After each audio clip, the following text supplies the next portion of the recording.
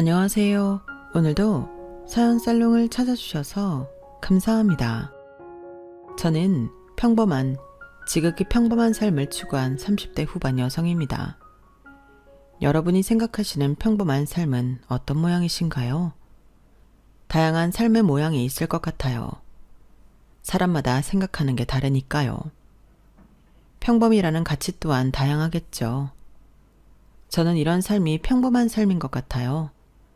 조금 고리타분해 보일 수도 있지만 말이에요.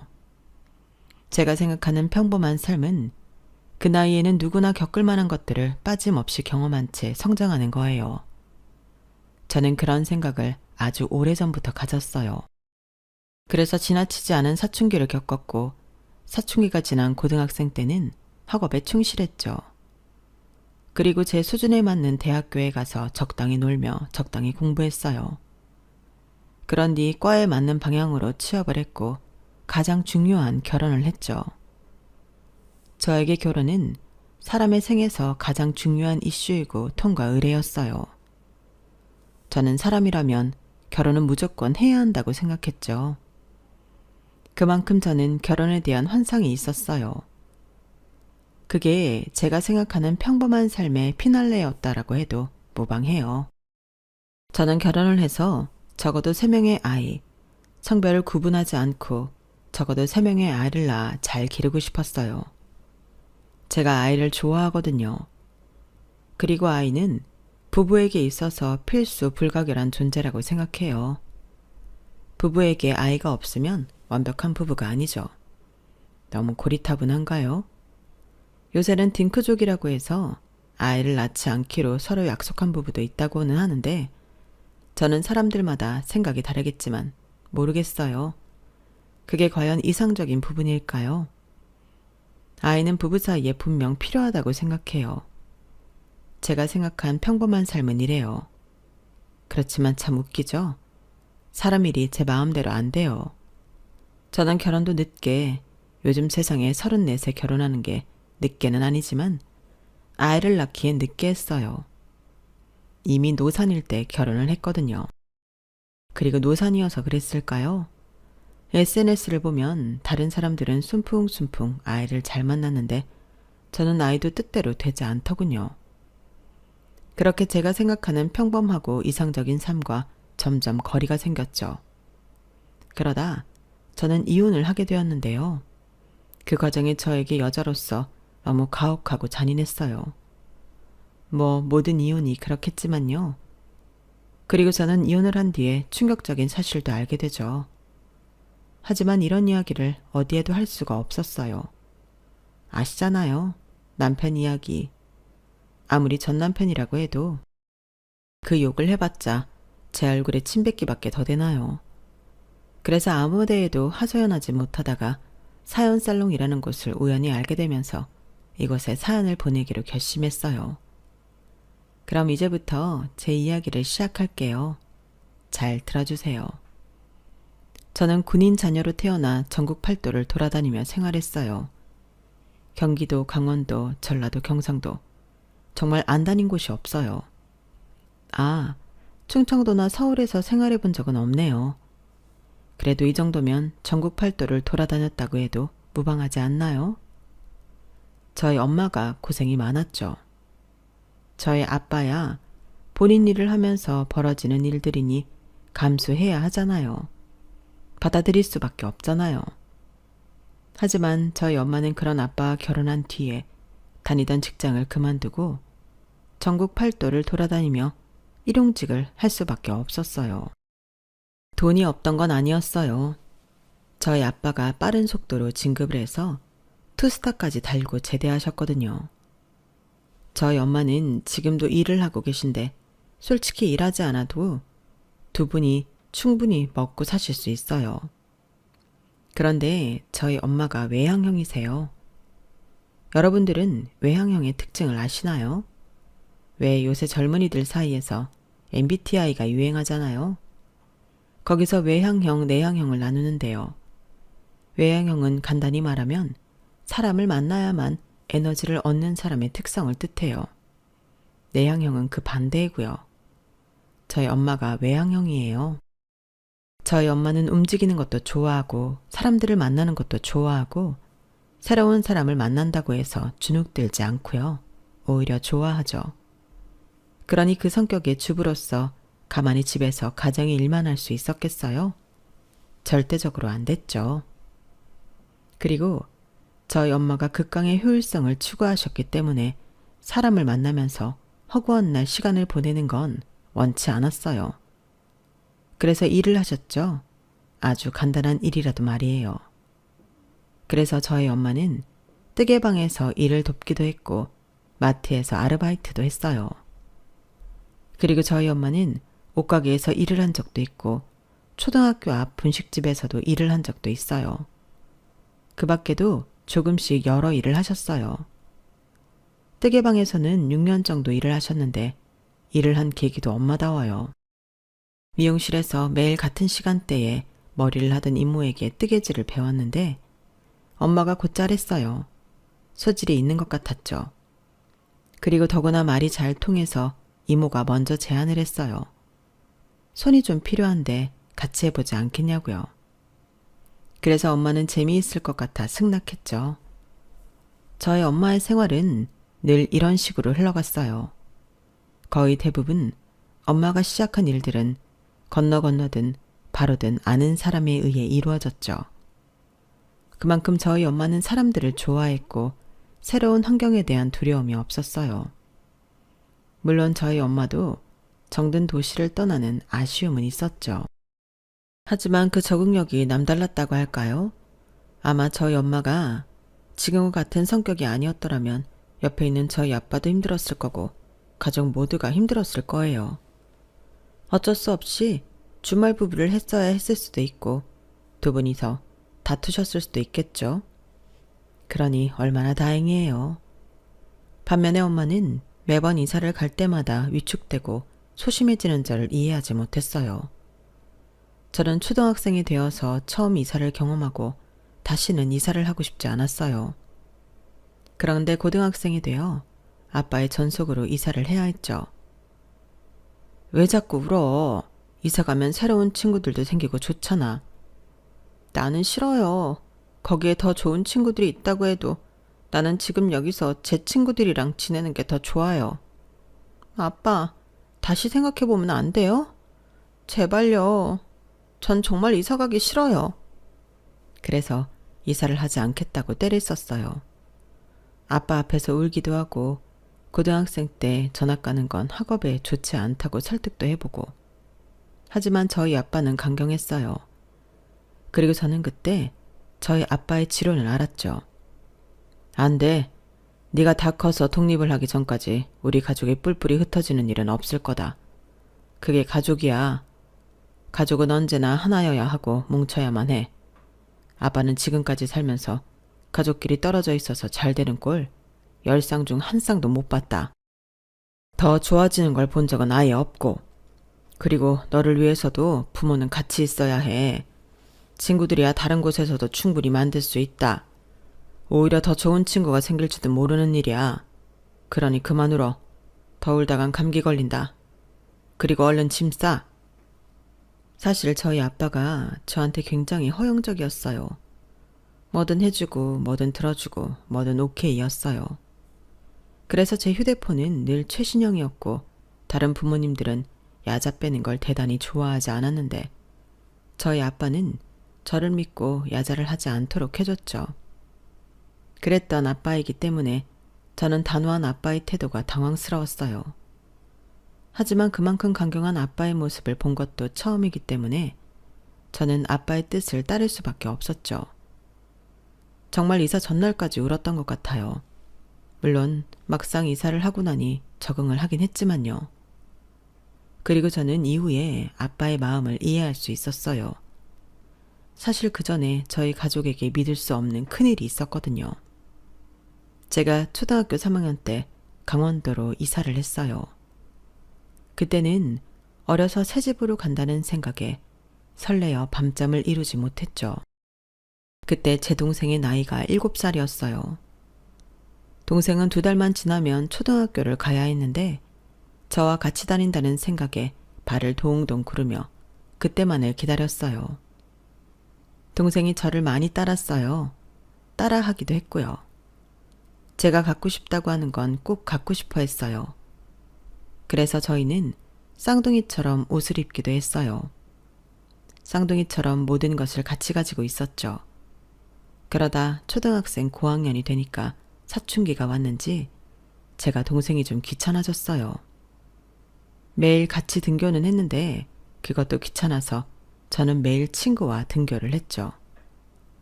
동생은 그런 저를 졸졸 쫓아다녔어요. 그리고 저는 못된 행동이지만 제 친구들과 놀 때 동생이 끼워달라고 하면 끼워주는 척 따돌렸어요. 숨바꼭질을 하면 동생을 끝까지 찾지 않거나 그런 식으로 말이에요.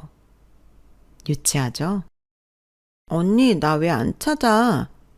제가 그럴 때면 제 동생은 울지도 않고 그냥 저랑 노는 게 좋아서 웃으면서 저를 쫓아왔어요.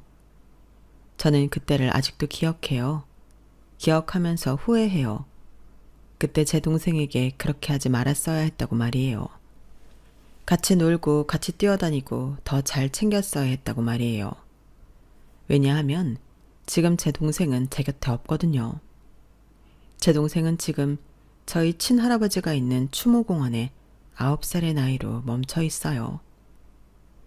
제가 초등학생 때 강원도로 전학을 갔다고 말씀드렸잖아요. 새 집으로 간다는 생각에 설레어 밤잠도 못 이뤘다고요. 그 새 집은 정말 좋았어요. 거실도 부엌도 넓었고 드디어 제 동생과 방을 따로 써 오로지 제 방이 생기기도 했고요. 그런데 그 행복은 그리 오래 가지 않았어요. 아까도 말씀드렸다시피 그 일이 일어난 거예요. 동생의 사망사고요. 그때가 강원도로 이사를 간 지 2년째 되던 해였어요. 눈이 무척 많이 왔고 제설 작업을 하는데도 눈이 와서 손을 쓸 수가 없었어요. 게다가 도로가 얼어서 차도 서행해야 했어요. 그리고 저희 자매가 다니던 초등학교는 오르막길에 있었죠. 그런데 배달을 하던 오토바이가 내리막길에서 커브를 돌다가 미끄러졌어요. 그리고 그대로 저희 동생을 박아 밀었죠. 제 동생이 체구가 작아요. 아니, 그 속도로 달려오는 오토바이에는 누구든 손을 쓸 수 없었을 거예요. 그래서 제 동생은 그대로 밀려가서 철조망에 부딪혀 바닥으로 떨어졌어요. 그리고 사람들이 몰려왔고 응급차를 불렀어요. 저는 그때 제 귀에 들린 소란스러운 소리를 아직도 잊지 못해요. 그때 친구와 함께 앞에서 제가 걸어가고 있었거든요. 자칫 잘못하면 제가 다쳤을 수도 있었겠구나 하는 생각과 제 동생이 정말 죽는 게 아닌가 하는 공포가 일었어요. 그래서 그 자리에 서서 어떤 행동도 말도 하지 못하고 있었죠. 지우야, 네 동생 아니야? 친구가 그 말을 하기 전까지 얼어 있었어요. 그리고 저는 엄마에게 떨리는 손으로 전화를 했죠. 엄마, 지아가 다쳤어요. 저는 그 말밖에 전하지 못했어요. 죽었다고 생각하지 않아서였을까요? 아니면 엄마가 충격을 받을까봐? 차마 그 말을 할 수 없어서? 아마 복합적이었던 것 같아요. 그리고 엄마는 응급차가 도착할 때 그 현장에 도착했어요. 그리고 그제서 저는 동생에게 갈 수 있었어요. 동생의 모습이 처참하더군요. 오토바이를 몰던 사람은 안절부절 못하고요. 엄마가 난생 처음 보는 표정으로 오토바이를 몰던 사람을 질책했어요. 화를 냈고 울었어요. 그리고 다친 동생과 함께 응급차에 올랐고 저는 이후 연락을 받고 온 아빠의 차를 타고 병원으로 갔어요. 동생은 식물인간이 되었어요. 그땐 식물인간이라는 게 뭔지 몰라서 동생이 지금 살아있는 건지 죽은 건지 알 수가 없었어요. 그런데 엄마가 그랬어요. 지우야, 지아는 깨어날 거야. 지금은 많이 아파서 눈을 감고 있는 거야. 지우는 깨어날 거야. 엄마는 믿어. 하지만 엄마의 말투엔 그 말의 의미를 밀어내는 불신이 있었어요. 그리고 그 불신대로 동생은 보름 동안 식물인간으로 살다가 죽었어요. 저희 부모님이 한참을 울다가 동생의 장기를 기증하기로 했어요. 저희 동생은 3명의 환자를 살리고 하늘나라로 갔어요. 그리고 사람이 충격을 받으면 그 사실이나 사건을 잊는다고 하잖아요. 그래서 동생의 죽음을, 동생의 존재를 잊고 지냈어요. 어디서 형제관계를 물으면 외동이라고 해요. 저도 모르게 외동이라는 말이 나오죠. 그래서 아빠에게 이사를 가기 싫다고 말하고 울고, 그러다가 아빠의 말을 들었을 때도 동생을 생각하지 못했어요. 그런데 뒤에 가서 생각해보니 아빠는 아직도 동생을 잊지 못해서 그런 말을 제게 한 것 같더라고요. 그래서 저는 잠자코 고등학교 생활을 했어요. 오히려 아빠나 엄마에게 미안함을 가지고 생활했죠. 괜히 상처를 들쑤신 것 같아 마음이 안 좋더라고요. 아, 제 동생이 죽고 저희 부모님은 큰 상실감을 느꼈어요. 엄마는 일을 그만두시고 아빠는 매일 술을 마셨죠. 그러다 아빠가 도무지 여기서 살 수 없을 것 같다고 판단하고 보고를 했어요. 그리고 승인을 받아 강원도에서 3년째 살던 때에 경상도로 이사를 갔어요. 물론 거기서도 두 분은 울 때가 많았어요. 엄마는 무심코 4인분의 음식을 하다가 울고 아빠는 빈 그릇을 보다가 울고 그랬죠. 그래서 저는 많이 재롱을 부렸어요. 제 사춘기는 그날로 사라졌어요. 만들기를 할 때 더 열심히 무언가를 만들어 부모님께 보여주고 공부도 더 열심히 했고요. 상장도 많이 받았어요. 반장도 도맡아 하고요. 그러니 부모님도 제 노력을 생각해서 웃기 시작했어요. 그렇게 저희 가족은 회복하게 되었고 엄마는 다시 일을 시작했고 아빠도 술을 끊었어요. 그리고 저희 엄마는 우연하게 보육원에서 일하는 사람을 만나 봉사도 시작했죠. 저희 아빠가 그랬어요. 굳이 그렇게 힘든 데에서 돈도 안 주는 일을 해야겠어? 그럴 시간에 나랑 우리 지우랑 시간을 보내는 게 낫지 않아? 나는 당신이 힘들까 봐 그래. 생판 모르는 애들 여럿 있는 데서 안 힘들겠어? 난 말리고 싶은데. 아니 여보, 나는 거기 가는 게 좋아. 힘든 데일 수도 있지. 돈도 안 주니 괜히 힘만 될 수도 있어. 그런데 있잖아. 거기에 지하처럼 지하 같은 애들이 나를 사슴눈을 하고 쳐다봐. 아줌마 아줌마 하는데 그 말에 애정이 듬뿍 담겨 있어. 봉사하는 일 꽤 보람 있는 것 같아. 저희 엄마가 아빠가 반대하는 일은 다 안 하셨어요. 그만큼 엄마도 아빠도 서로를 믿고 신뢰했어요. 하지만 저희 엄마 그때만큼은 뜻을 굽히지 않더군요. 정말 주말마다, 아니 시간을 내서 성실하게 봉사를 했어요. 저희 엄마는 보육원 아이들을 만나는 일에 늘 진심이셨어요. 그리고 엄마의 그런 행동이 아빠를 울렸는지 어느 날부터 아빠도 보육원에 가기 시작하더라고요. 처음엔 엄마만 태워줬다가 나중엔 당신도 봉사를 하기 시작했어요. 그러면서 저도 데려가셨어요. 그때 제가 중학생 때였고 저는 제 또래 친구들과 숙제를 했죠. 저에게 보육원 친구들은 즐거운 사람들이에요. 부모가 없는데도 불구하고 맑게 자란 대단한 친구들이었죠. 처음엔 저도 보육원 친구들이라고 해서 조금 편견이 있었어요. 공부도 못하고 더럽고 도둑질을 할 것 같다는 느낌? 하지만 실제로 만나보니 그렇지 않았어요. 편견을 가진 제가 부끄러울 만큼 성실하게 공부해서 저보다 공부를 잘하는 친구도 있었고 제 물건을 탐내지 않고 해맑고 그러다 보니 함께 지내는 게 즐거웠어요. 그 친구들에게 배울 점도 많았고요. 하지만 저도 공부를 해야 하니 고등학교 2학년이 되어서는 보육원에 가지 않고 그 시간에 공부를 했죠. 그리고 저는 교대에 갔어요. 교대를 졸업하고는 2년 동안 준비해서 임용고시를 합격했어요. 그리고 한 초등학교로 발령받았죠. 초등학교 교사가 되어서 적응 기간이 끝나고 저는 엄마를 따라 다시 보육원에 봉사를 갔어요. 그때 저는 실무를 보기도 하고 행정 업무를 보기도 했어요. 그냥 아르바이트처럼요. 애들을 놀아주는 봉사에만 그치지 않았어요. 정확하게 도움이 되는 일을 시작했죠.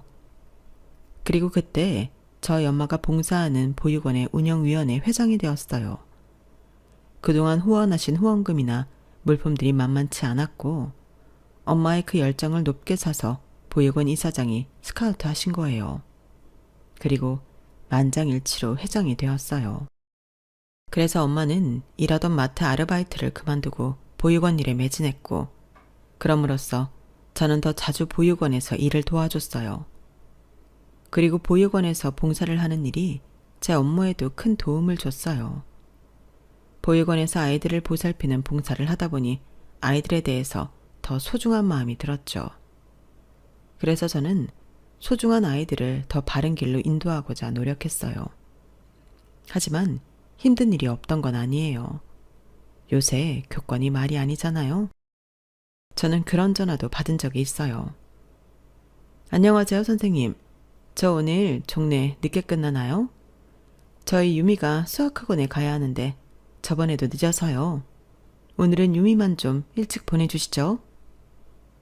그래서 제가 그럴 수 없다고 하면 반협박을 하는 학부모도 있었어요. 또 체육 시간에 다칠 수도 있으니 자기 아이는 제외시켜달라는 연락을 받은 적도 있고요. 학예회를 할 때면 꼭 자기 아이를 중앙에 넣어달라거나 다른 액세서리를 추가해달라거나 하는 연락을 받은 적도 있어요. 아주 많이요. 그리고 요새 아이들을 훈육하는 건 금기시 되어요. 전에는 무슨 일이 있었냐면요.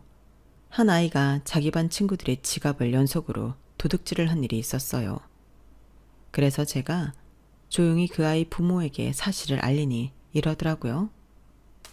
아, 그래요? 그래서 선생님이 저희 애 때리셨나요? 그러셨어요? 애가 뭘 알아서 도둑질을 했겠어요? 안 그래요? 지금 혼내봤자 이해도 못하고 트라우마로만 남아요. 그러니까 저희 애 그냥 집으로 보내주세요. 반성문 그런 것도 쓰게 하지 마시고요. 상황이 이렇다 보니 학교에서도 아이가 도둑질을 하든 싸움질을 하든 묵인하라는 분위기예요. 하지만 학교는 교육의 장이고 아이들의 인성을 가르치는 곳이에요. 그건 변함이 없을 줄 알았는데 변하더군요. 요새 출근하는 게 더 이상 즐겁지 않아요. 뻔히 잘못된 길로 가는 아이를 바로잡지 못하는 교사라는 거. 그거 꽤나 저에게 상처로 다가오더군요. 그래서 그런저런 마음으로 학교를 다니고 있는데 어느 날 교장 선생님께서 중매를 보고 싶다는 말을 들었어요. 저는 마음만으로 감사하다고 말씀드렸죠. 하지만 차라리 이런 학교를 떠나 취직하는 것도 나쁘지 않겠다는 생각이 들더군요. 뭐 농담이지만요. 빈말이지만요. 그런 생각이 전혀 없지는 않더라고요. 그래서 만나보기로 했어요. 그렇게 저는 남편을 만났어요.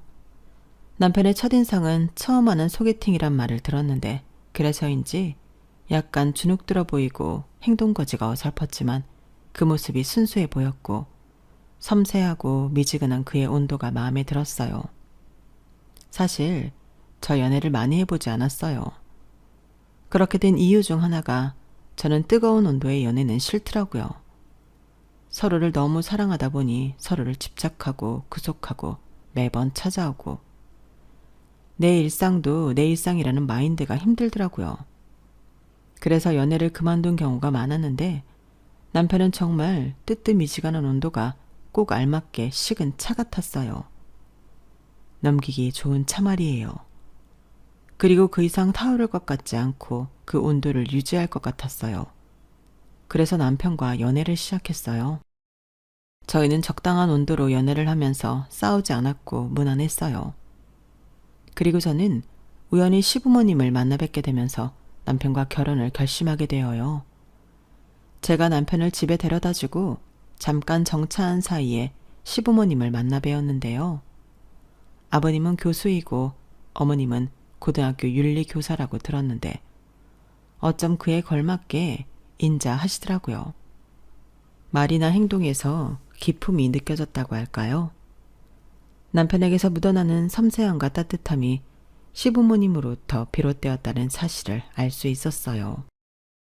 그리고 몇 번 식사를 했는데 제 직업을 듣고 무척 좋아하시더라고요.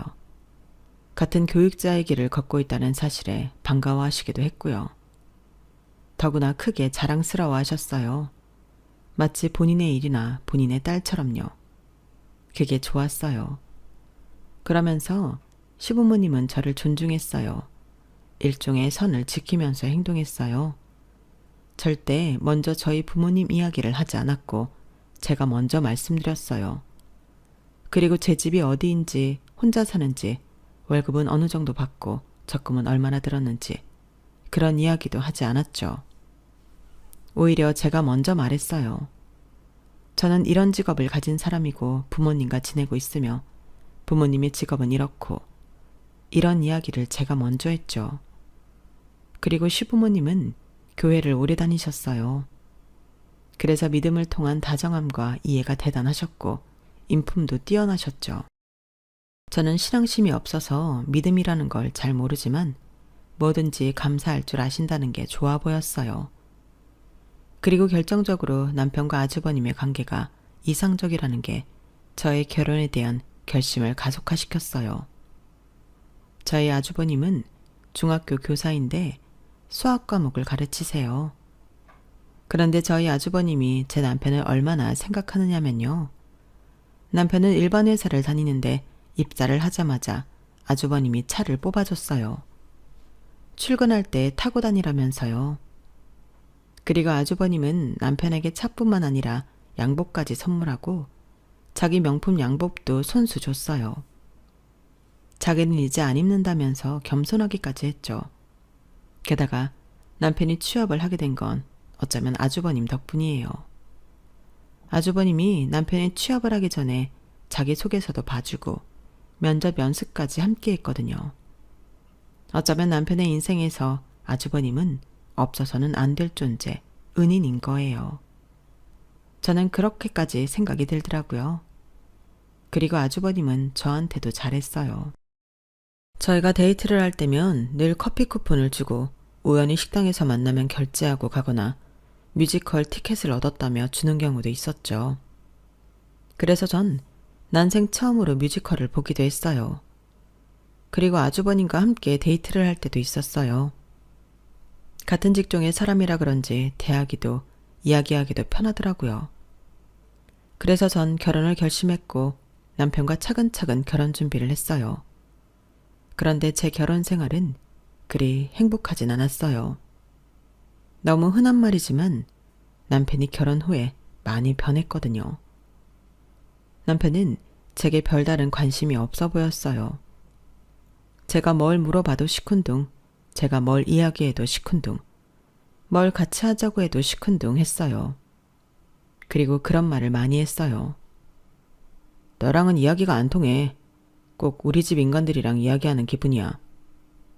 저는 그 말이 대체 무슨 뜻인지 알 수가 없었어요. 자기 가족에게 우리 집 인간이라뇨.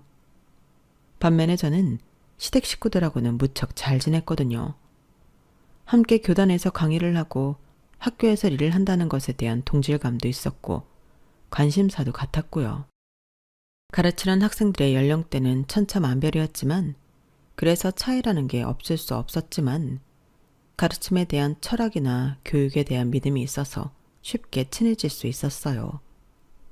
그래서 자주 식사를 하고 커피도 마시고 저는 꼭 친밀한 동료를 만난 기분이 들었어요.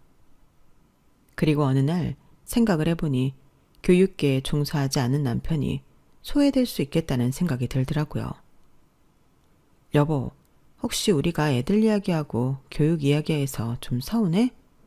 아니, 생각해보니까 우리가 너무 배려하지 않은 것 같아서 미안해. 뭐가 미안해? 그렇게 신나게 떠들어 놓고서. 나는 그 자리에 있을 때마다 내가 왜 굳이 여기에 와서 시간을 버리고 있나 이런 생각이 들어. 소외감? 그렇게 말하면 내가 너무 속 좁아 보이지 않아? 그냥 나는 그 시간에 미친 듯이 지루한 것뿐이야.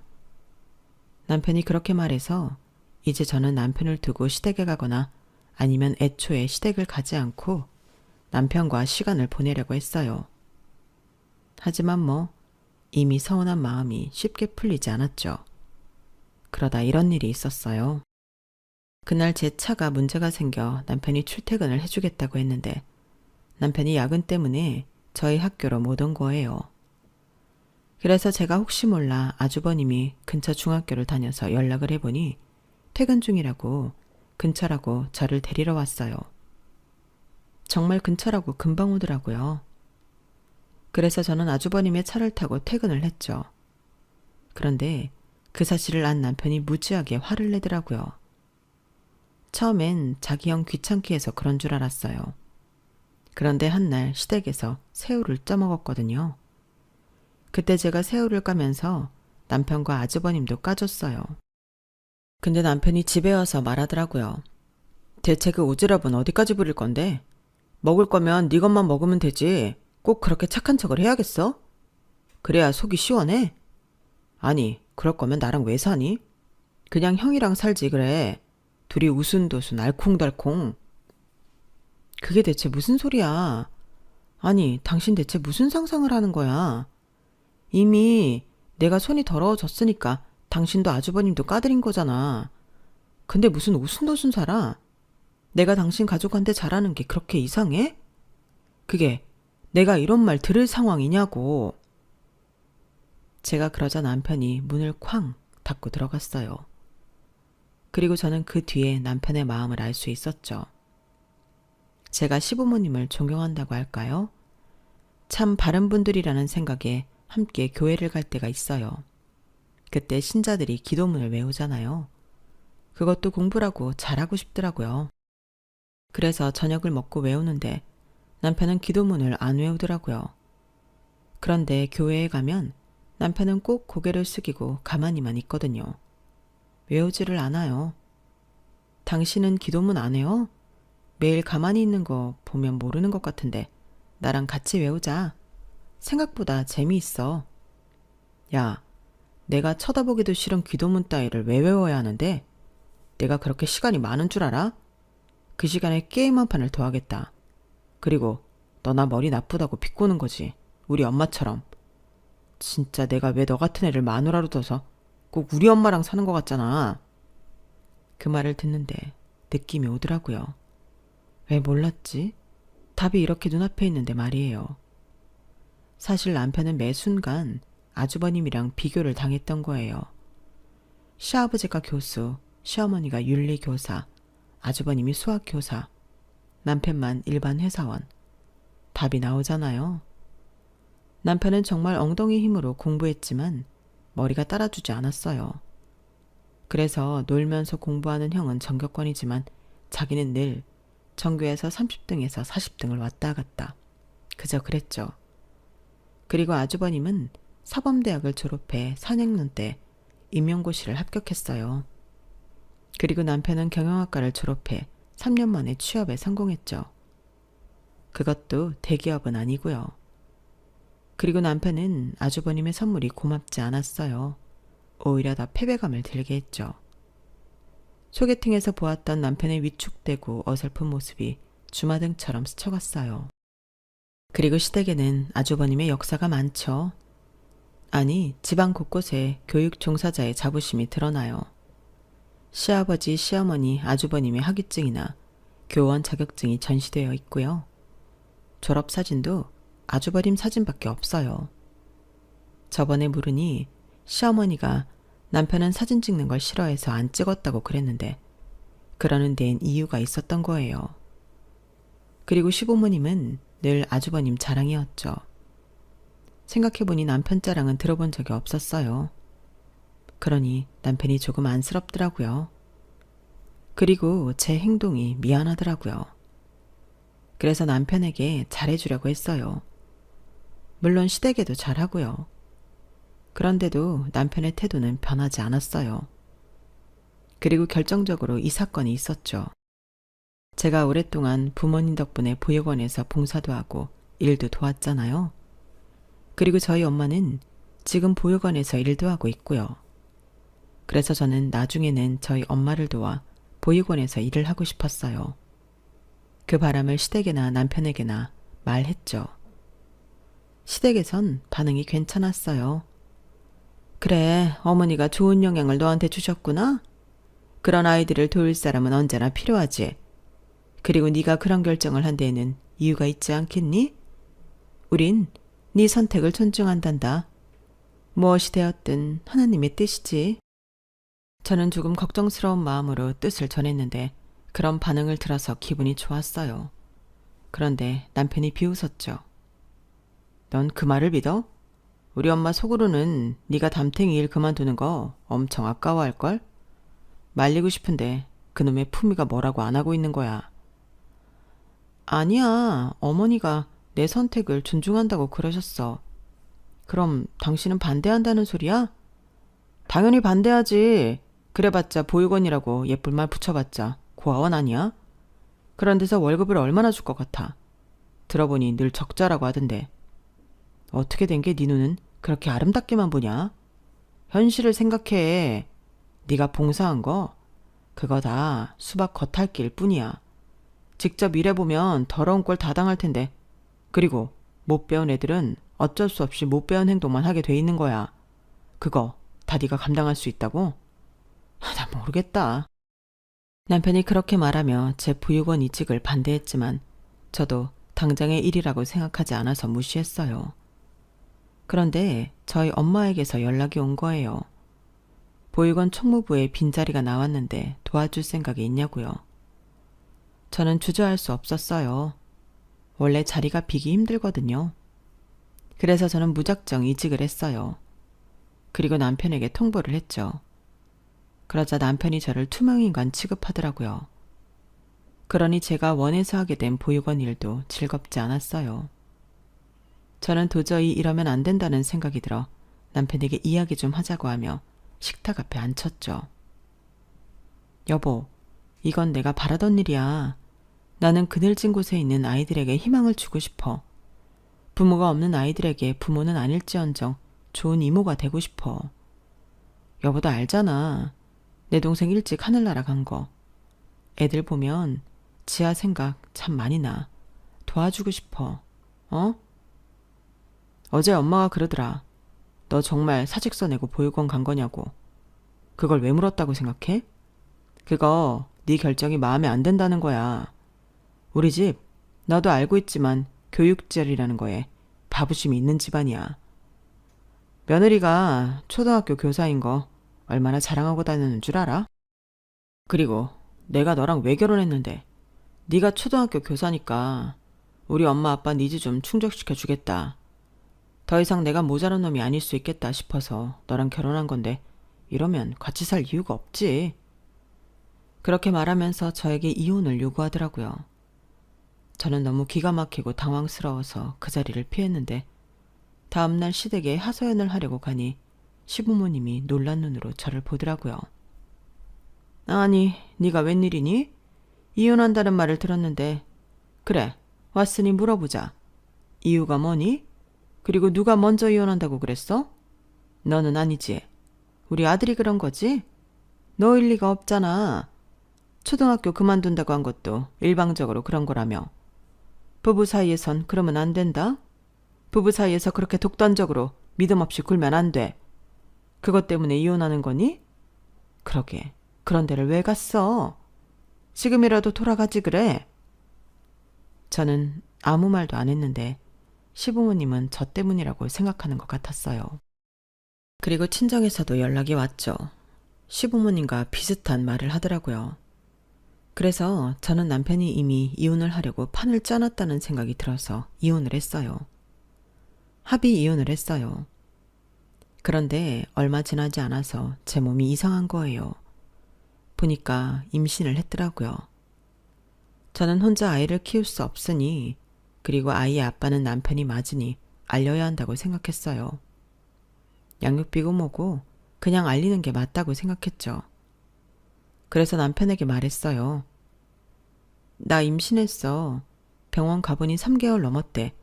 그날 맞지? 대체 무슨 헛소리야.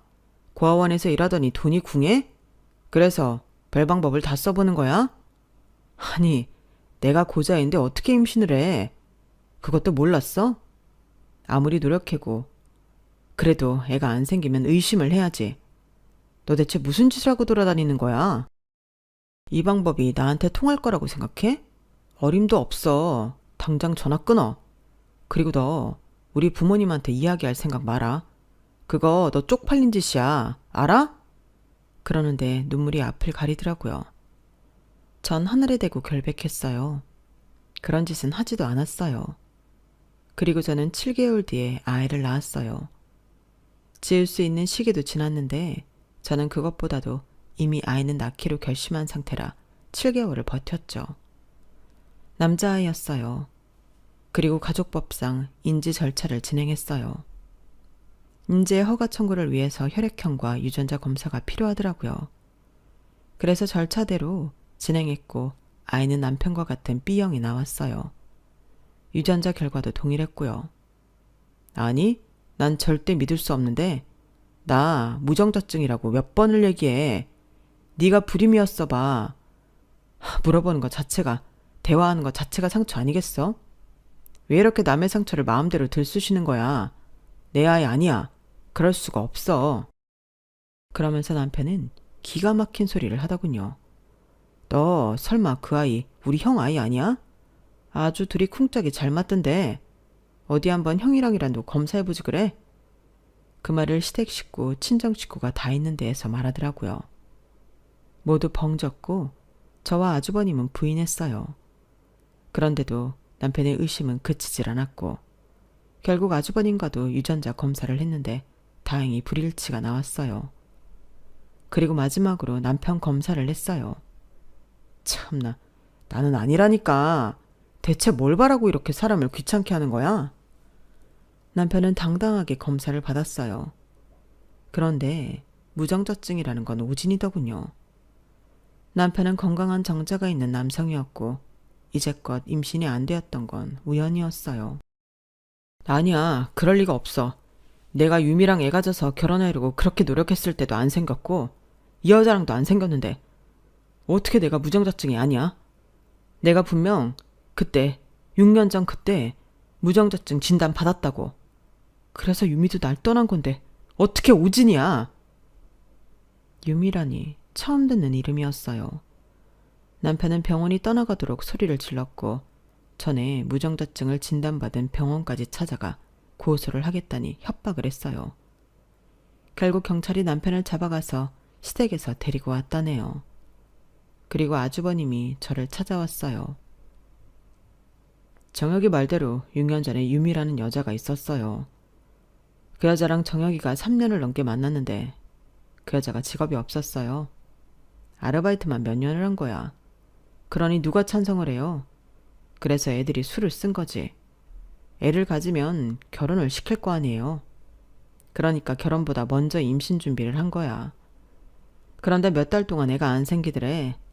그것도 승질이 급해서 바로 병원에 가서 검사를 하니 여자는 이상이 없는데 자기는 무정자증이라는 진단을 받은 거야. 그리고 유미라는 여자는 떠났어. 그때 정혁이가 받은 진단이 폐쇄성 무정자증이었거든. 그게 성병이나 요로감염 때문에 발생한다는 이야기를 듣고 여자가 오해를 한 거야. 더러운 오해를 말이야. 그래서 정혁이가 좀 힘들었겠어? 도로에 뛰어들려고도 했어. 아무튼 그랬는데 오진이라니 마음이 놓이면서도 좀 그러네. 미안해요. 그리고 아주버님은 연신 미안하다는 말을 반복했어요. 너무 미안합니다. 이런 일을 겪게 해서. 우리 동생 원래는 그런 애가 아니었는데 부모님이 자꾸 비교를 하니까 그냥 정혁이 그대로 받아주면 되는 일인데 자꾸 이야기가 산으로 가죠. 계속 미안하다고 하실 필요 없어요. 전 그냥 우리 애 호적에만 올릴 수 있으면 그걸로 되어요. 친권이랑 양육권은 어차피 정혁 씨가 관심 없으니까 걱정 안 하고요. 그럼요. 친권이랑 양육권은 지우 씨 편으로 될 겁니다. 만에 하나 정혁이 이놈이 생각머리 바뀌어도 저희가 알아서 할게요. 호적도 당연히 올라갈 겁니다.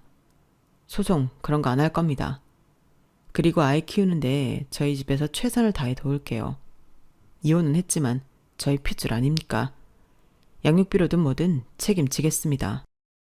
그러면서 아주버님은 이 모든 이야기는 시부모님과 합의를 본 것이라고 말했어요. 합의를 한 이야기라니 마음이 놓이더군요. 그리고 제 월급으로 아이를 키우기 벅찬 것도 사실이라 양육비를 준다는 말에 안심했어요. 저도 사람인지라 그런 말을 기대했나 봐요. 그렇게 저는 월 500만 원의 양육비를 받게 되었어요. 누구의 지분이 몇 프로인지는 확인할 수 없지만 매달 정확한 시점에 15일에 그 돈이 들어와요. 그리고 시부모님에 의해 남편은 저에게 사과를 했어요. 너한테 함부로 말한 거 미안하다. 아이의 아빠가 내가 아니라고 단정 지은 것도 미안하게 생각해. 그렇지만 나는 정말 의사 진단을 믿어서 그런 거야. 그게 전부야? 나한테 미안한 게 그게 전부니? 아니, 널 이용한 거란 말도 미안해. 솔직히 그런 마음이 없진 않았지만 네가 초등학교 교사라는 말을 듣고 소개팅에 임한 거지만 오로지 그랬던 건 아니야. 넌 좋은 사람이고 좋은 와이프였어. 내 자격지심에 그랬던 거야. 미안해. 그렇게 그날을 끝으로 남편과는 완벽히 헤어졌어요. 저는 남편의 솔직한 말과 사과에 마음이 조금 너그러워졌죠. 솔직히 머리를 받고 미안하다는 말만 했다면 사과를 받아주지 않았을 거예요. 남편은 솔직했어요. 그래서 받아주었죠. 그리고 시부모님이 왔어요. 어떻게 다시 결혼할 수 없겠니? 어차피 니네 이혼한 거 내 주변 사람 아무도 모른다. 말 안 하길 잘했지. 교육자 집안이잖아요. 그리고 기독교 집안이잖아요. 기독교에서는 하느님이 짝지어준 두 사람이 나누지 못한다는 말이 있다던데요. 그러니 아들의 이혼이 창피스럽겠죠. 하지만 저는 이미 시부모님이 어떤 사람인 줄 알았어요. 아들을 차별하고 앞에서는 착한 척, 뒤에서는 호박씨를 까며. 그래서 제가 보육원에서 일하는 것도 앞뒤 다르게 생각하고 행동하는 위선자라는 걸요. 아무리 그러셔도 저 보육원에서 계속 일할 거고 초등학교로 안 돌아갈 거예요. 그래도 제가 필요하세요? 부부의 일이라고 독단적으로 굴면 안 된다고 하셨지만 사실은 제가 보육원에서 일하는 거 더럽다고 생각하잖아요. 그거 저도 다 알아요. 아니, 당연히 그렇지. 직업에는 귀천이 있는 거다. 그래서 어떤 직업은 존경받고, 우리처럼 교단에 서 있는 직업이 칭송받는 이유는 어떤 직업은 비천하다고 생각하기 때문이야. 그게 세상의 이치지. 그게 뭐? 나도 내 며느리가 귀한 데서 일하는 게 좋다. 그제서 본성을 드러내더라고요. 하나님이 그걸 가르치진 않나 봐요. 누구나 당연한 건 없어요. 부모도 형제도 그 어떤 것도 당연한 건 없죠. 그 아이들은 단지 빼앗겼을 뿐이에요. 그 아이들의 의지가 아니라 나쁜 어른들이 그랬죠. 그런 아이들이 뭐가 나쁘죠? 뭐가 더럽죠? 안타까운 사람에게 손 내미는 게 그댁 종교 아닌가요? 하나님이 그랬다면서요. 적도 사랑하라고. 그 아이들은 적도 아닌데 그것보다 선한 사람들인데 왜 그렇게 생각하죠? 전 실망했어요. 다시 돌아가지 않아요. 그리고 저는 다시 보육원으로 돌아왔어요. 그렇게 시댁과도 완전히 헤어졌어요. 그럼에도 배우신 분들이어서 매달 500만 원은 챙겨주더군요. 혹시 몰라서 아이가 성인이 될 때까지 입금한다는 서약서까지 받아냈는데 효력을 발휘하는 일은 없길 바라고 있어요. 보육원에서 여러 사람들의 도움으로 아이를 키우고 있어요. 가끔 초등학생 친구들도 아이를 봐주는데 고사리 같은 손으로 아이를 돌보더라고요. 그런 모습들이 참 예뻐요. 그런 모습을 보며 저는 오늘도 보육원 아이들과 함께 이 아이를 키워내고 지켜낼 거라고 다짐해요. 모두 바르게 성장할 수 있도록 자립적인 어른이 되도록 애쓸 거라고요. 여기까지가 제 사연입니다. 복고여산이라는 말이 있죠. 그건 배가 산처럼 높다는 뜻으로 임신한 여인을 뜻하기도 하지만 부자의 거만스러운 사람을 뜻하기도 해요. 부자가 아니어도 나이가 들면서 거만하지 않는 게 참 중요한 것 같아요. 본인들이 교육자 집안이라며 회사원인 남편에게 거만하게 굴던, 보육원에서 일을 한다고 저에게 거만하게 굴던 저희 시부모님이 어떻게 보이시나요? 참 우습죠. 그러니 우리는 거만하지 않게 꽃처럼 살아보아요. 여러분, 사연 댓글에 응원과 현명한 조언 부탁드려요. 좋아요와 구독은 저에게 큰 힘이 됩니다. 오늘도 좋은 일 가득하세요.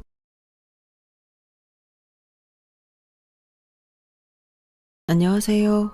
오늘도 사연 살롱을 찾아주셔서 감사합니다. 결혼 8년 만에 이혼을 결심한 여성이에요. 제가 주변에 이혼한다는 얘기를 꺼냈을 때 사람들 중 대개는 이런 말을 했어요. 10년 가까이 한 입을 덮고 살았는데 어지간하면 그냥 살지. 30도 넘은 여자가 무슨 이혼을 하냐고요. 혼자 벌이로 애는 어떻게 키우고 살 거냐며 남자는 다 거기서 거기니까 어지간하면 참고 살라더군요. 어떻게 된 엄마가 애 생각은 안 하냐고 이기적인 엄마 취급까지 하면서 말이죠. 사실 지금까지 남편과 함께 살아오면서 속으로 피눈물 흘린 적이 한두 번이 아니지만 그래도 자존심 때문에 주변에는 늘 행복한 척 연기를 하고 살았어요. 그러니 내 결혼 생활이 어땠는지 제대로 아는 사람은 별로 없었어요. 남편과 시댁 식구들한테 상처를 받을 때마다 나만 참으면 모두가 편할까라는 생각에 꾹 참고 넘기기 일쑤였어요. 그런데 지나고 보니 참는 것만이 능사는 아니더라고요. 참는다고 해서 문제가 해결되는 것도 아니고 오히려 시간이 흐르는 동안 감정의 찌꺼기들만 쌓여갔으니까요. 게다가 다른 가해자들은 자신들이 뭘 잘못했는지도 모른 채 같은 잘못을 반복하더군요. 그러면 저는 계속해서 고통을 받게 되고요. 마음에 생긴 상처에는 닦지도 않지 않아서 시간이 지나도 아픔이 덜하지 않았어요. 오히려 묵은 상처가 마음을 병들게 만들었죠. 그러다 최근에 벌어진 일 때문에 그동안 용기 내지 못했던 결정을 내리게 된 거예요. 그 바람에 평소 입버릇처럼 자기나 되니까 나를 데리고 살아주는 거라고 큰 소리치던 남편이 제 바짓가랑이를 잡고 이혼은 안 된다고 울고불고 했으니 이것 또한 복수라면 복수일 거예요. 참 신기하죠? 그래도 한때는 서로 사랑해서 결혼까지 하게 된 건데 함께 산 지 8년 만에 원수처럼 변했으니까요. 세상에 변하지 않는 건 없다지만 참 서글픈 일이 아닐 수 없네요. 지금이야 남편의 숨소리만 들어도 짜증이 올라오는 사이가 됐지만 한때는 남편이 제 인생의 유일한 구원자 같은 사람이었어요. 남편과 결혼을 하기 전 저는 결혼 문턱까지 갔다가 파혼한 경험이 있어요. 당시 사귀던 남자는 저와 대학 CC로 저는 같은 과 2학번 선배였어요. 대부분의 한국 남자들이 그렇듯 선배도 군 복무 때문에 복학 후에는 후배들과 함께 강의를 들어야 했고 그러는 저와 만나게 되었죠. 당시만 해도 저희 집에 꽤 살던 때라서 졸업 후에는 함께 영국으로 유학을 갈 계획까지 세우고 있었어요. 선배 집안도 남부럽지 않게 사는 집이라서 유학 자금에 대한 걱정은 없었죠. 그런데 생각지 못한 일이 벌어진 거예요. 아빠가 하시던 사업이 휘청하기 시작했거든요. 결혼 얘기가 나올 때까지만 해도 금방 복구될 줄 알았어요. 그런데 설상가상으로 아빠가 믿었던 직원이 공금 횡령을 해서 외국으로 도망을 치는 바람에 회사는 더 어려워지고 말았어요. 부모님은 수습을 위해 정신없이 사방으로 돈을 구하러 다녀야 했기에 예비시댁에는 제가 말씀을 드리기로 했어요. 그때까지만 해도 저는 아빠 사업이 흔들리는 게 제 결혼에 큰 영향을 끼치진 않을 거라고 섣부른 낙관을 하고 있었어요. 그래서 큰 걱정 없이 선배한테 전화했던 건데 선배가 제 얘기도 듣기 전에 대뜸 이러는 거 있죠. 다윤아, 너희 아버지 회사 소식 들었어. 그래서 말인데 앞으로 연락 안 했으면 좋겠다. 우리가 더 연락할 이유 없잖아. 오빠, 지금 뭐 하는 거야? 설마 이렇게 끝내자고? 아무리 그래도 그렇지 어떻게 이럴 수가 있어. 그럼 내가 뭘 어떻게 해야 하는데? 헤어지는데도 예의가 있는 거야. 먼저 나한테 자초지종이라도 듣고 최소한 위로 몇 마디라도 하고 헤어지자는 말을 할 수 있는 거잖아. 어떻게 결혼까지 하려고 했던 사람한테 이렇게 매정하게 굴 수가 있어? 다윤아, 정신 차려. 결혼이 애들 장난인 줄 알아? 내가 애초에 너랑 결혼하겠다고 한 이유가 뭘 것 같아? 비슷한 집안끼리 만나 결혼하면 서로 도움이 될 것 같아서 그런 거야. 솔직히 너도 그래서 나 고른 거 아니었어? 그런데 갑자기 니네 집이 망해버리면 우리 집 입장이 얼마나 곤란하겠냐? 계획에 차질이 생겨버렸는데 따지고 보면 예의 없는 건 우리가 아니라 너희 집이야. 이럴 땐 우리 쪽에서 먼저 말 안 해도 너희 집에서 결혼은 없던 일로 하자고 해야 되는 거라고. 그게 인간적인 도리라는 거야. 암튼 더 길게 말하고 싶지 않으니까 전화 끊자. 아, 그리고 학교에선 우리 헤어진 거 천천히 알리는 걸로 해. 너희 집 망하자마자 헤어진다고 하면 괜히 나만 욕먹을 거 아니야. 어차피 이번 학기 마치면 유학 떠날 생각이었으니까 그때까지는 사귀고 있는 걸로 하라고. 선배는 지금까지 사귀면서 단 한 번도 들어본 적 없는 싸늘한 말투로 파혼 요구를 했어요. 저랑 파혼하고 한 달도 안 돼서 맞선 자리마다 빠지지 않고 나가던 선배는 결국 새로운 결혼 상대와 함께 이듬해 봄에 영국으로 유학을 떠났어요.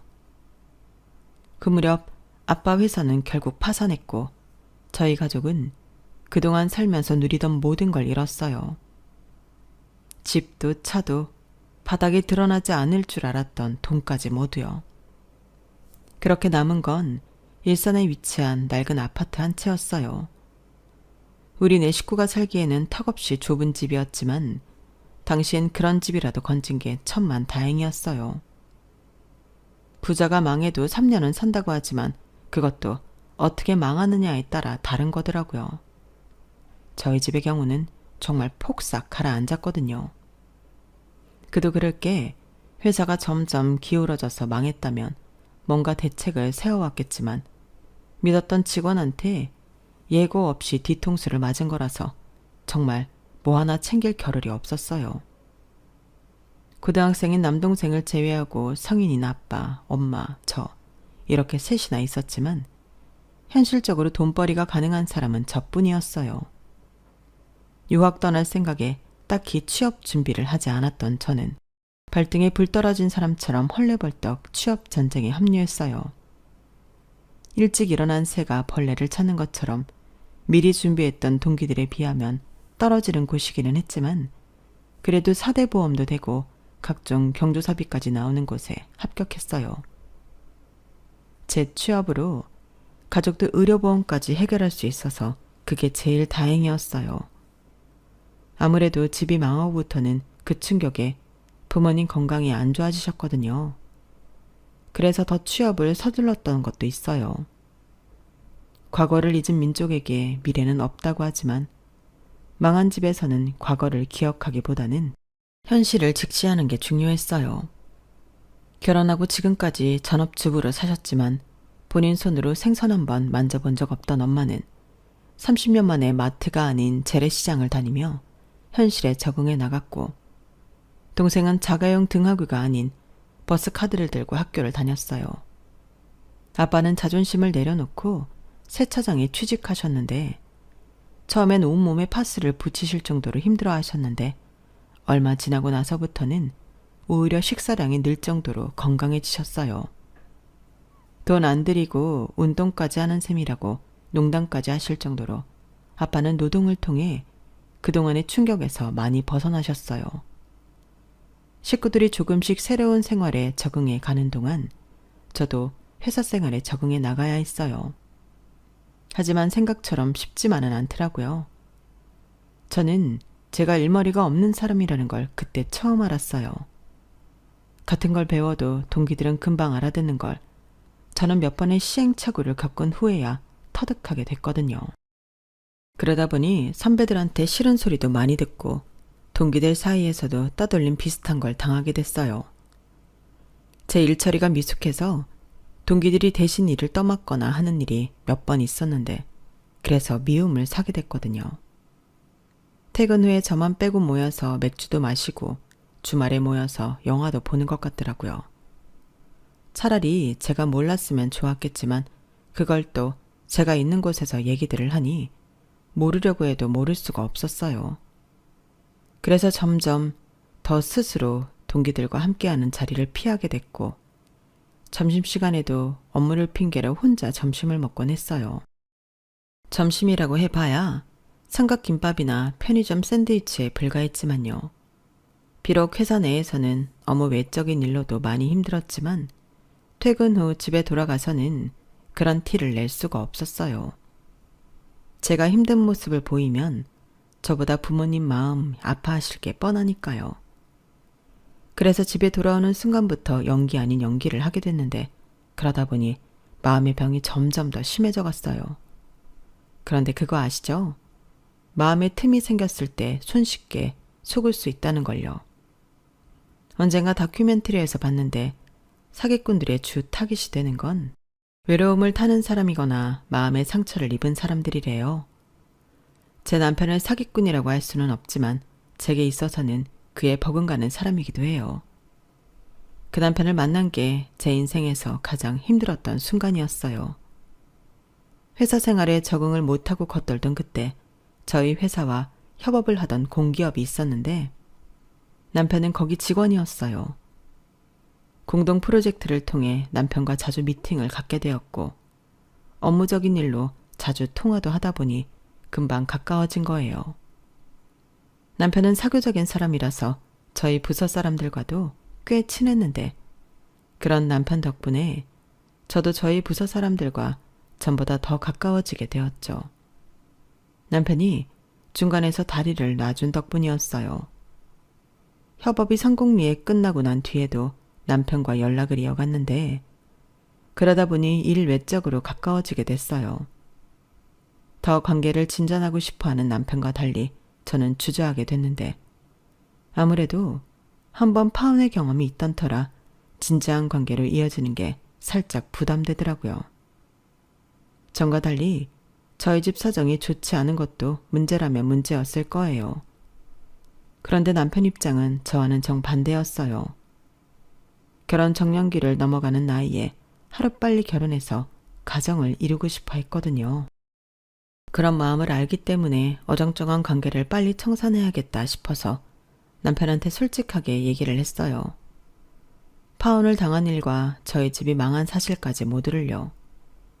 그때 남편이 했던 말은 딱 하나였어요. 그게 뭐 어때서? 남자랑 동거를 한 것도 아니고 단지 결혼 얘기가 오갔다는 것 뿐이잖아.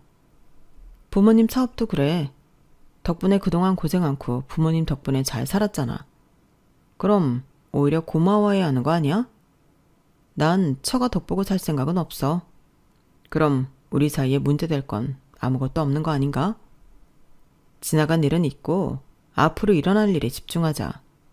난 주희 씨랑 잘해보고 싶어.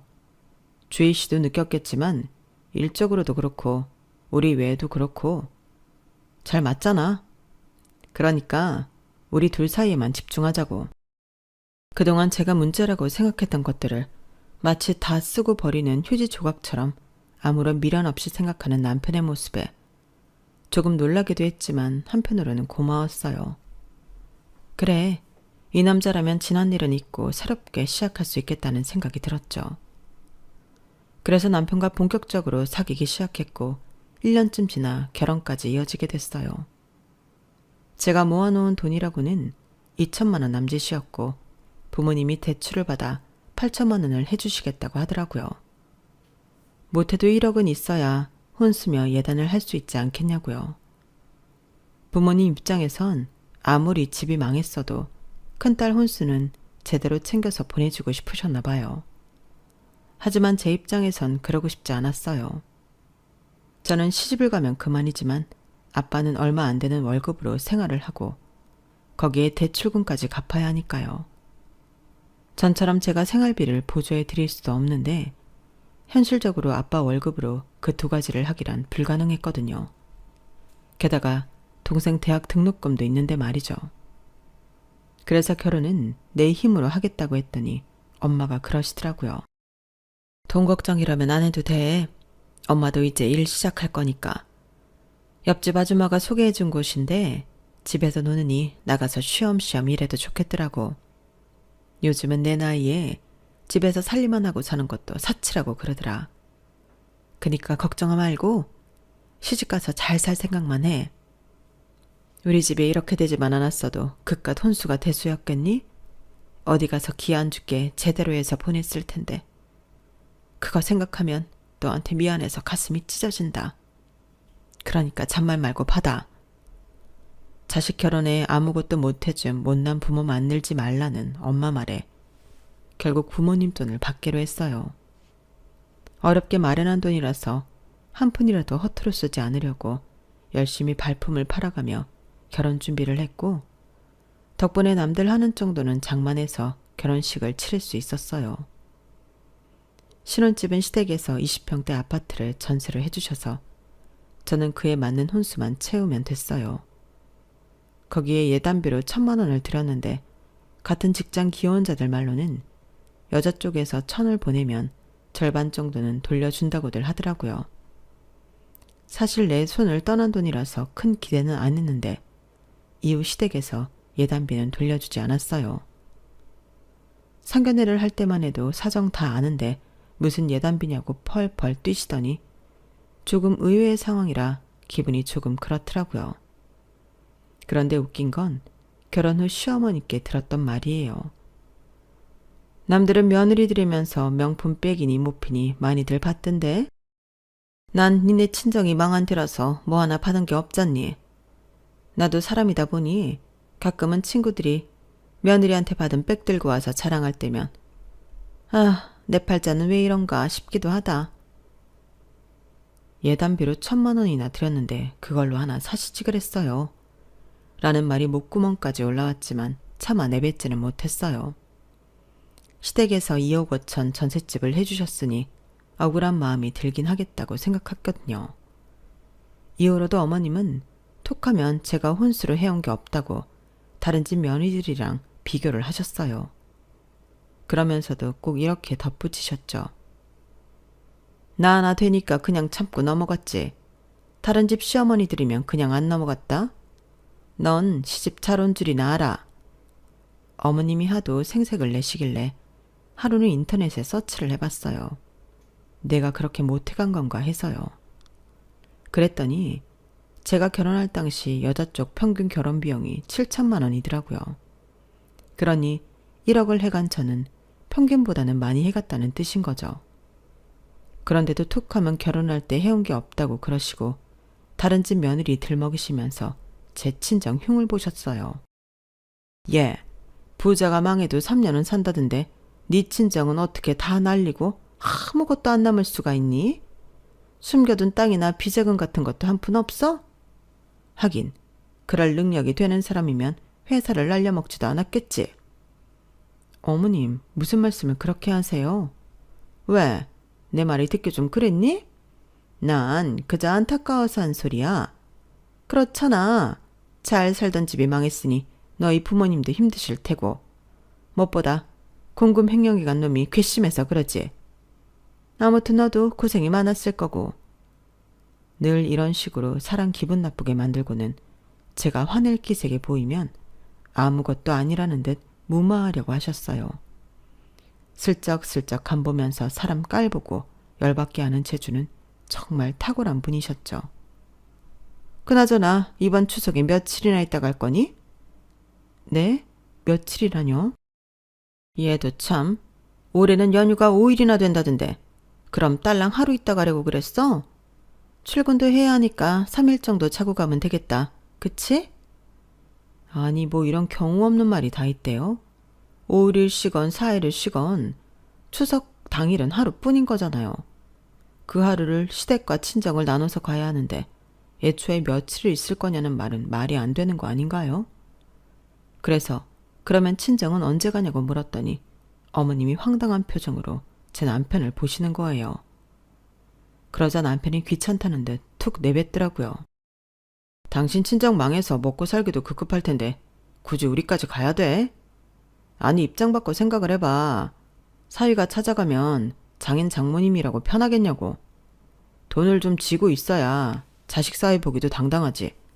아무것도 없는데 사위 보려면 미안하고 보기 껄끄럽지 않겠냐고. 내가 가기 싫어서 그러는 게 아니라 장인 생각해서 일부러 피해주려는 거야. 그러니까 이번 추석은 당신 친정은 패스하고 우리 집에서 3일 지내자. 엄마도 혼자 계신데 명절에 적적하실 거 아니야. 기껏 노후자금 빼서 자식 신혼집까지 해주셨는데 우리도 성의는 보여야지. 결혼하고 처음 맞은 명절에 남편은 그렇게 말을 했어요. 말로는 우리 부모님 생각하는 듯 보이지만 해석하자면 돈 없는 장인 장모까지 챙기고 싶지 않다는 얘기였어요. 그러면서 치사하게 말미에 어머님이 신혼집 해주신 걸 걸고 넘어가더군요. 그 말에 제가 어쩌지 못할 거라는 걸 아는 사람 같았어요. 할 수 없이 그때는 남편 말에 따랐는데 그게 실수였어요. 이듬해 딸을 출산한 뒤 맞은 명절에는 산후조리할 때 친정에 있었는데 또 친정에 가냐며 시댁에서만 연휴를 보냈고 이후 명절부터는 너무나도 당연하게 제 친정에 가는 건 패스해버리더라고요. 제가 올해는 내 친정에 가자고 하면 첫 해 때 했던 핑계를 똑같이 대면서요. 그렇게 결혼하고 10년이 넘도록 명절에 친정에 가보지 못했어요. 물론 거기에는 이유가 있긴 했어요. 결혼하고 4년이 되어가는 어느 날이었어요. 남동생이 전화를 했더라고요. 평소 저랑 길게 전화 통화를 하는 성격이 아닌 동생이 그날따라 쓸데없는 얘기를 한참이나 하길래 왜 이러나 싶었어요. 혹시 하기 어려운 말이라도 있나 했는데 누나, 저기 말이야. 혹시 돈 좀 있어? 왜? 등록금 모자라? 아니면 컴퓨터 바꿔야 돼? 얼마나 필요한데? 그게 실은 집주인이 전세 보증금을 2천이나 올려달라고 그러나 봐. 2년 전에 재계약할 때도 3천 올려받았으면서 이번에도 또 그러지 뭐야. 아빠가 알아서 구해보시겠다고는 하셨는데 누나도 알잖아. 우리 집 이렇게 되고 친척들도 다 연락 끊은 거. 아빠가 어디서 그 돈을 구하겠어. 그럴 수 있었으면 누나 결혼시키느라 집 팔고 전세를 돌리지도 않았을 텐데. 순간 제가 잘못 들은 게 아닌가 했어요. 제 결혼 때문에 집을 팔았다는 건 처음 듣는 얘기였으니까요. 재윤아, 너 그게 무슨 소리야? 내 결혼 때문에 집을 팔다니? 알고 보니 제가 결혼할 때 결혼자금을 대주시느라 집을 팔고 전세로 돌리셨던 거더라고요. 2년 뒤 재계약을 할 때는 그래도 집을 팔고 전세 보증금까지 차익이 남은 게 있어서 그걸로 해결했지만 이번엔 그마저도 힘들게 된 거였죠. 이런 사실도 모르고 마음 편히 살았던 제가 너무 한심하고 이기적으로 느껴졌어요. 그래서 돈은 내가 마련해 주겠다고 말하곤 부모님께 나는 모르는 걸로 하라고 했어요. 돈은 동생이 공모전에 당선돼 상금 받은 걸로 둘러대기로 했고요. 그리고 그날 밤 저는 남편한테 친정 상황을 얘기했어요. 자존심 상하고 창피하긴 했지만 그래도 부부 사이에 금전적인 문제로 거짓말을 할 수는 없었거든요. 그래서 말인데 내가 모아둔 돈 중에서 2천만 원을 친정에 보내주고 싶은데 당신이 이해 좀 해주면 안 될까? 당시 제 수중에 돈이 있었던 건 우리 부부가 합의했던 월급 관리 방식 덕분이었어요. 결혼 전에 남편이 그랬거든요. 공동 생활비를 제외한 돈은 각자 관리하자고요. 그래서 결혼하고 쭉 공동 생활비를 제외한 돈은 각자 가지고 있었어요. 그렇게 모은 돈은 나중에 집을 사거나 목돈이 필요할 때 나눠서 쓰자고요. 그런 돈에서 일부를 친정에 보내는 거니까 남편의 허락을 받아야만 했죠. 아니, 꼴랑 8천이 없어서 집까지 파셨던 거야? 진짜 이런 말하긴 좀 그렇지만 당신 부모님 해도 해도 너무한다. 아니, 집도 없으면 나중에 노후는 어쩌려고. 설마 그때도 우리한테 기대려고 그러시는 건 아니지? 그건 절대 안 돼. 나는 처가 덕도 안 바라지만 처가를 책임질 생각도 없으니까. 그리고 당신이 2천만 원 친정에 보낸다면 나도 내 돈 중에 2천은 내 마음대로 쓸 거야. 그래도 되지? 결국 그렇게 타협을 하고 친정에 돈을 보냈어요. 부모님께는 동생이 공모전에 당선이 돼서 상금을 받은 걸로 했고요. 이런 일까지 있었기 때문에 제가 명절에 친정 나들이 가는 게 더 눈치가 보이게 된 거예요. 그러다가 몇 년 뒤 남동생이 결혼을 한 뒤에는 동생네 부부가 있으니 우린 시어머니 혼자 계신 시댁에 가는 게 맞다는 신박한 논리를 펼치더군요. 그런데 그때까지도 제가 몰랐던 게 하나 있었어요. 남편과 시어머니가 늘 무기처럼 사용했던 저희 신혼집 보증금 말이에요. 제가 남편과 시댁에 잡혀 살게 됐던 그 원인이 애초에 다 거짓말이었던 거예요. 진실은 생각지도 못한 순간에 밝혀졌어요. 하루는 회사에서 일을 하고 있었는데 집주인이 전화를 했더라고요.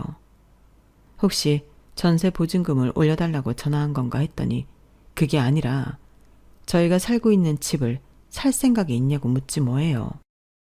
급하게 팔아야 하는 거라서 저희가 산다고 하면 시세보다 싸게 주겠다고요.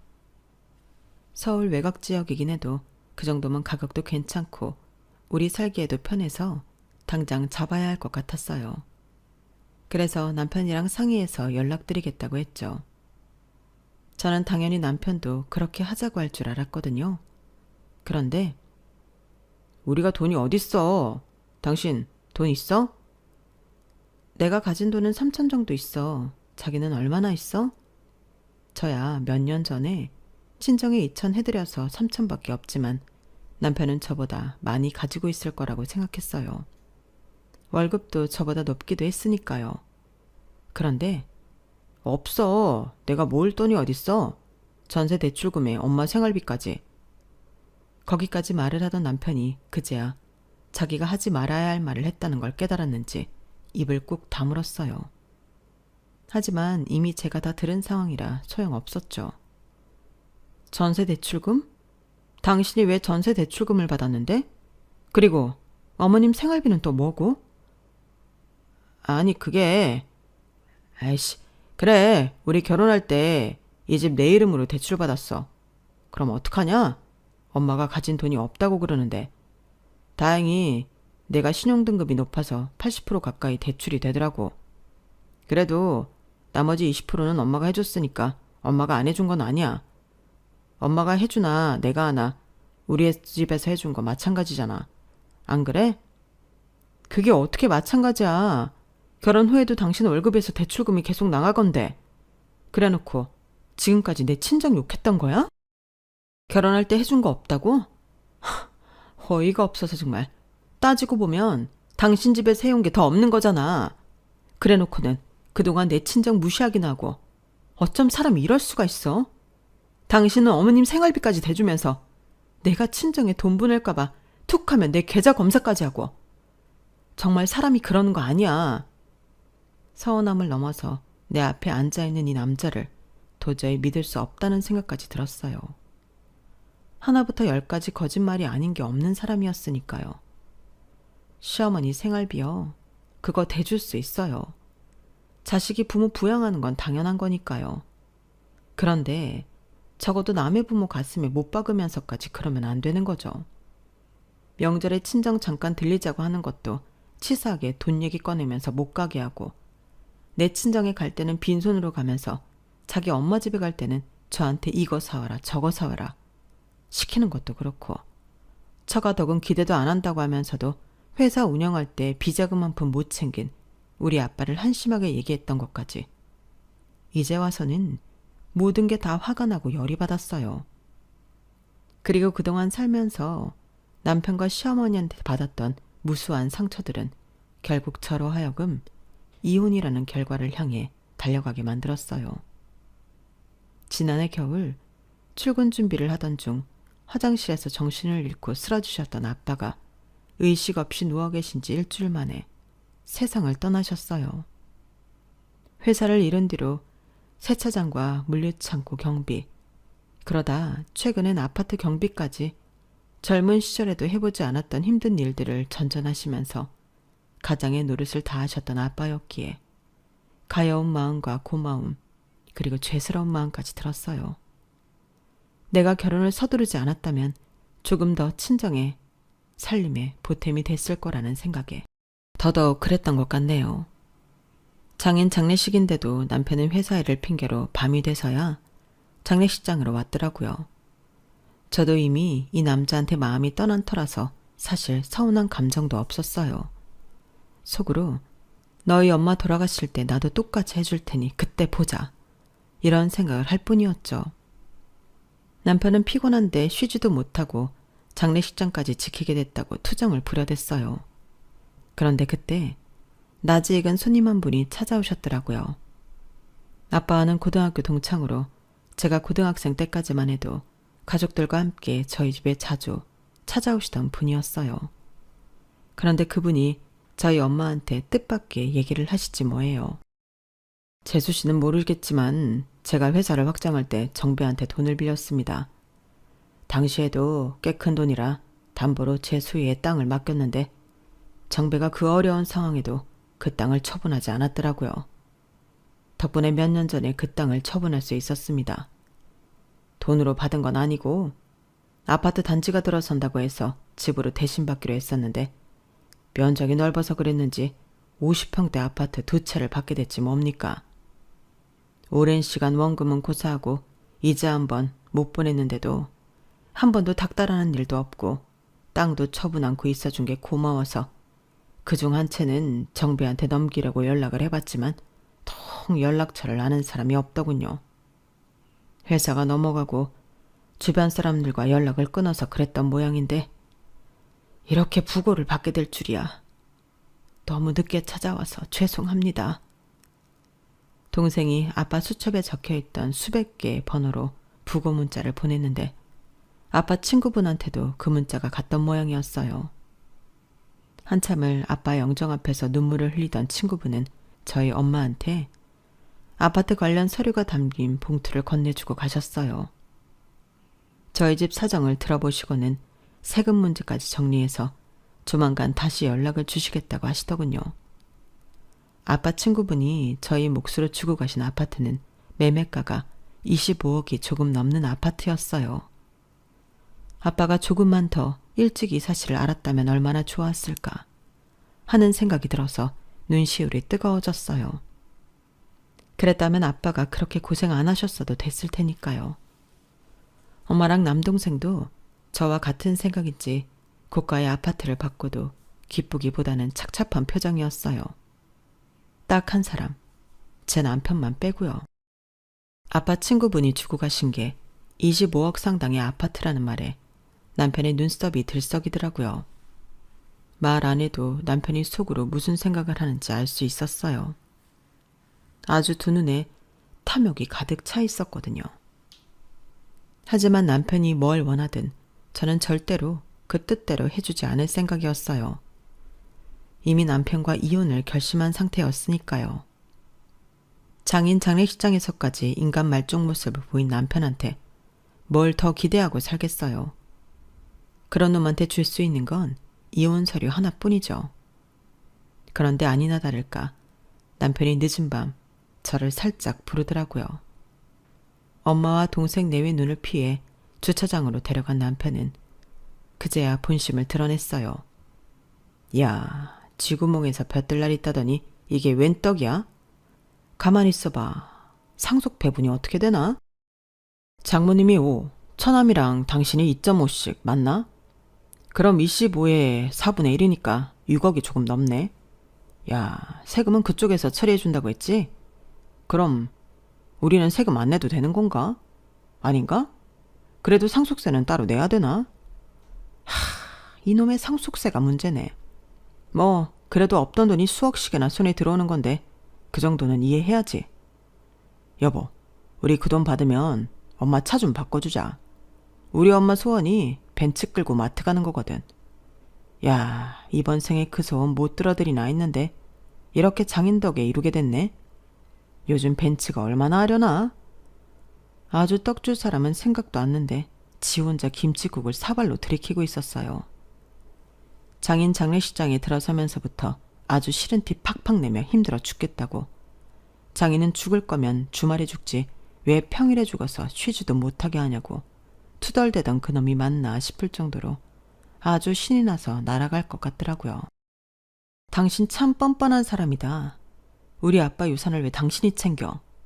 그걸로 왜 당신 엄마 벤츠를 사줘야 되냐고. 그게 네 돈이니? 가난한 친정이라고 명절에 찾아가지도 않았으면서 유산은 탐이 나나 보지? 넌 정말 인간 쓰레기다. 적어도 오늘만큼은 내 앞에서 그딴 소리는 하지 말았어야지. 부모 일은 배우자 옆에서 그게 할 소리냐고. 너 같은 놈이랑 8년이나 산 내 인생이 불쌍하다. 잘 들어. 나 아빠 장례식 끝나면 바로 너랑 이혼할 거야. 너 같은 놈이랑은 하루도 더 못 살겠다고. 그러니까 이대로 너 갈 길 가. 당장 꺼지라고. 그러자 남편은 눈알이 커다래지더니 제 양 어깨를 잡고 흔들어댔어요. 아니 여보, 그런 게 어딨어. 지난 8년 동안 힘든 고비 같이 넘어왔는데 이제 빚 보게 되니까 헤어지자고? 이렇게 이기적인 결정이 어딨냐고. 난 이혼 못해. 절대 안 해. 막말로 내가 바람을 피웠어. 가장 노릇을 못했어. 뭐 하나도 이혼 사유에 해당되는 게 없는데 내가 왜 이혼을 당해야 하냐고. 절대 안 돼. 놀고 있네. 이혼 사유가 없어? 넌 시작부터 이혼감이었어. 당신 집에서 해줬다고 했던 전셋집, 그거 당신이 대출받았던 거 나한테 속인 거잖아. 당신 월급으로 어머님 생활비 대준 것도 지금까지 나 속여왔던 거잖아. 그것만으로도 넌 이혼 사유 충족이야. 그래놓곤 툭하면 내 친정 돈 없다고 무시하고 돈 없는 처가에 뭐하러 가냐고 명절에도 한 번 안 찾아갔지? 그뿐이야? 친정에 2천만 원 해주는 걸로 나를 얼마나 들들 볶았어. 내가 일 그만둘까봐 출산휴가 끝나기도 전부터 살 빼라고. 업무 복귀할 사람이 몸이 그게 뭐냐고. 얼마나 나를 힘들게 했냐고. 내가 친정에 돈 보낼까봐 내 계좌 검사까지 하면서 정작 네 돈은 네 멋대로 다 쓰고 살았잖아. 그래놓곤 이제 와서 우리 아빠 유산을 노려? 그 돈으로 네 엄마 차 바꿔줄 생각을 해? 네가 그러고도 인간이니? 사람이야. 네가 원하든 원치 않든 상관없어. 난 너랑은 절대 못 사니까. 소송을 해서라도 이혼할 거야. 이번만큼은 절대 물러설 수 없는 상황이라서 저는 이를 악물고 달려들었어요. 그러자 남편은 제 치맛자락을 보여잡고 울먹이면서 자기가 다 잘못했다고 싹싹 빌더군요. 그런데 그런 남편을 보면서 제가 무슨 생각을 했는지 아세요? 저놈이 우는 건 나랑 헤어지기 싫어서가 아니라 장인이 남긴 유산을 놓치기 싫어서 그런 거라는 생각이 들더라고요. 그건 아마도 남편이 제가 완전히 신임을 잃었다는 증거이자 우리 부부는 돌이킬 수 없는 상황까지 다다랐다는 증거일 거예요. 아빠 장례식이 끝나고 저는 남편한테 이혼 서류를 내밀었지만 남편은 끝까지 거부했어요. 그래서 결국 소송까지 가게 되었죠. 그 바람에 남편은 제게 양육비는 물론 위자료까지 물어주게 되었어요. 그러게 진작에 이혼 서류에 도장 찍었으면 재산 분할을 끝으로 깔끔하게 헤어질 수 있었는데 끝까지 고집 부리다가 위자료까지 물어주게 되었으니 참 멍청한 짓을 한 셈이죠. 이혼 후 저는 딸아이를 데리고 친정 엄마와 함께 살고 있어요. 아빠 친구분한테 받은 집에서요. 당장 돈이 필요한 것도 아니고 굳이 집을 팔 필요가 없을 것 같아서 아파트는 팔지 않기로 했거든요. 더는 집주인한테 보증금 올려달라는 전화를 안 받아도 돼서 엄마는 그게 제일 편하고 좋다고 하시더라고요. 더불어 이제는 벽에 마음대로 못질도 하고 살 수 있게 됐다고 얼마나 좋아하시던지. 아침마다 어린 딸을 어린이집에 맡기고 출근하는 게 늘 마음에 걸렸는데 이제는 엄마가 봐주시니까 얼마나 마음이 편한지 몰라요. 엄마도 일 그만두고 집에서 손녀딸이랑 시간을 보낼 수 있어서 좋아하시고요. 조금씩 모든 게 자리를 잡아가고 있는 요즘이 행복하기만 하답니다. 앞으로는 남들한테 보여지는 행복이 아니라 정말 나를 위한 행복을 따라 살아갈 생각입니다. 그래야 내 아이도 행복의 참뜻을 알 수 있을 테니까요. 지금까지 제 사연을 들어주셔서 감사합니다. 더 힘내서 잘 살아가 보겠습니다. 여러분의 오늘도 내일도 행복하시길 바랍니다. 여러분, 사연 댓글에 응원과 현명한 조언 부탁드려요. 좋아요와 구독은 저에게 큰 힘이 됩니다. 오늘도 좋은 일 가득하세요.